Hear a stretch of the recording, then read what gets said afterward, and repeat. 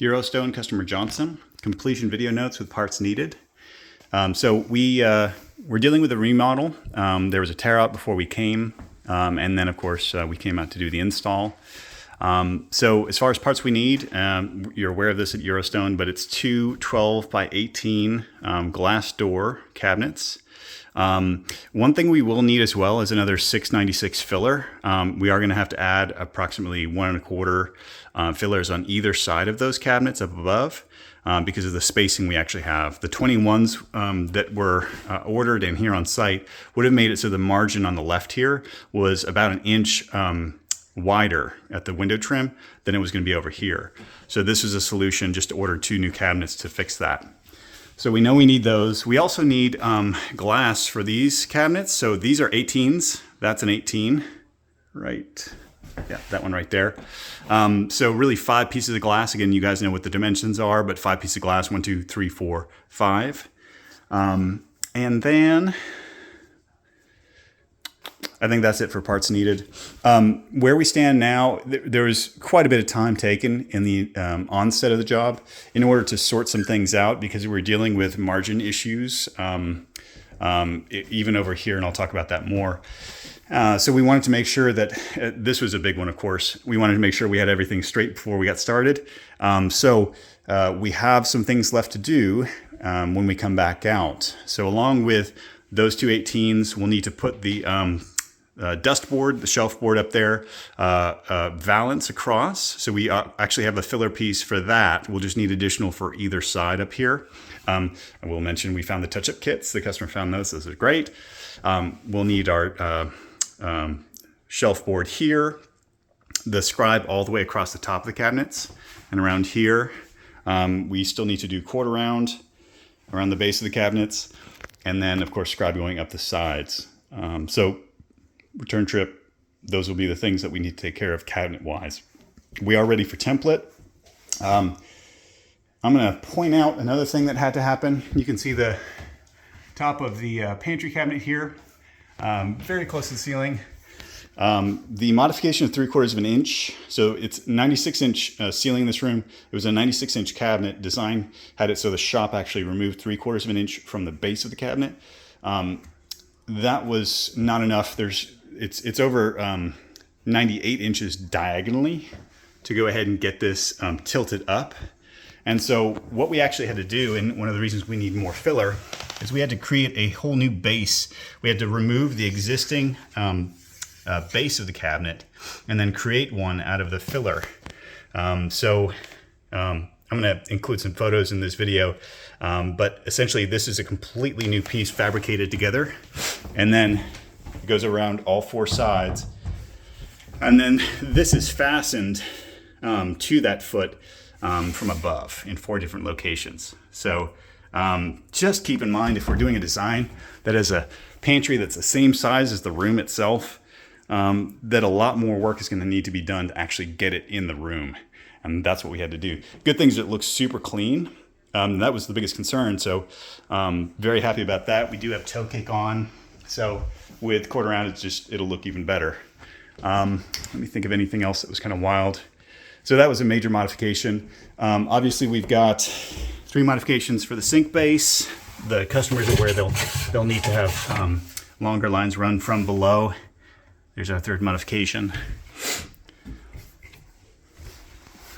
Of course, modification here for the power line.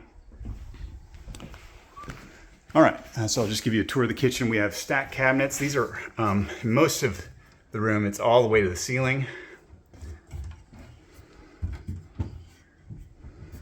That's what I was talking about with margin. So the actual design and the footprint on the wall was this much different. This is over 2 inches. We made up for the difference down here. So this is room that can just be scribe molding to deal with the gap by adding a filler on this side. So we've actually moved this down just to deal with the footprint on the floor and on the wall. But that's what we're left over with in order to establish, well, really, even if we hadn't, obviously if we had gone by the design, done the 21s above, this would have snuck over further this way. but nowhere near actually dealing with that. So that's one of the things we dealt with when we started off the job here. We can see we'll need to do a modification in those 21s for the electrical here. Let's see.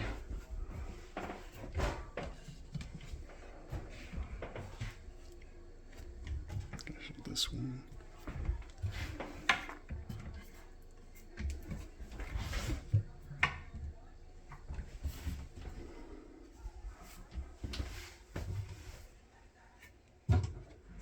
We also need to just add a small filler to the right up in here. So here's our 3-drawer base.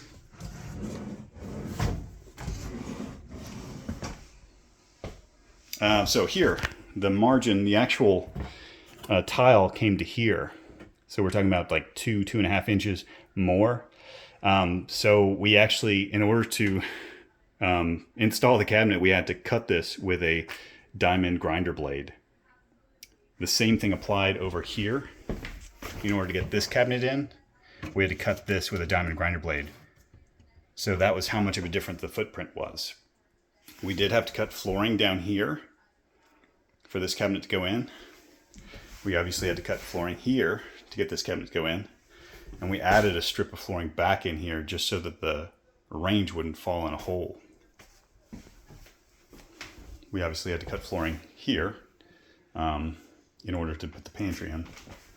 As you can see, the range is in, so it's 30 inches on the nose for that spacing. Got our utensil pull-out, corner cabinet,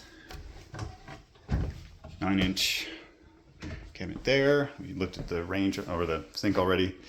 This is the sink base modification from the shop.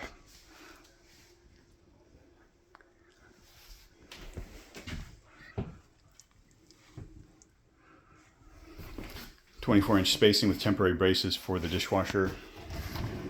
All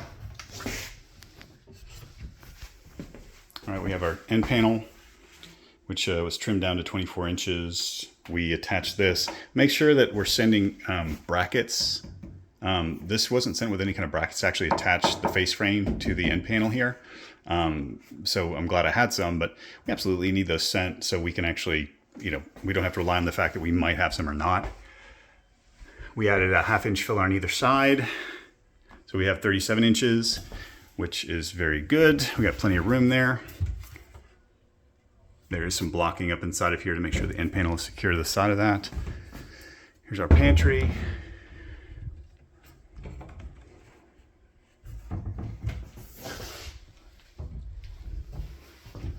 All right, so this job is complete. Obviously, we have work order with parts needed.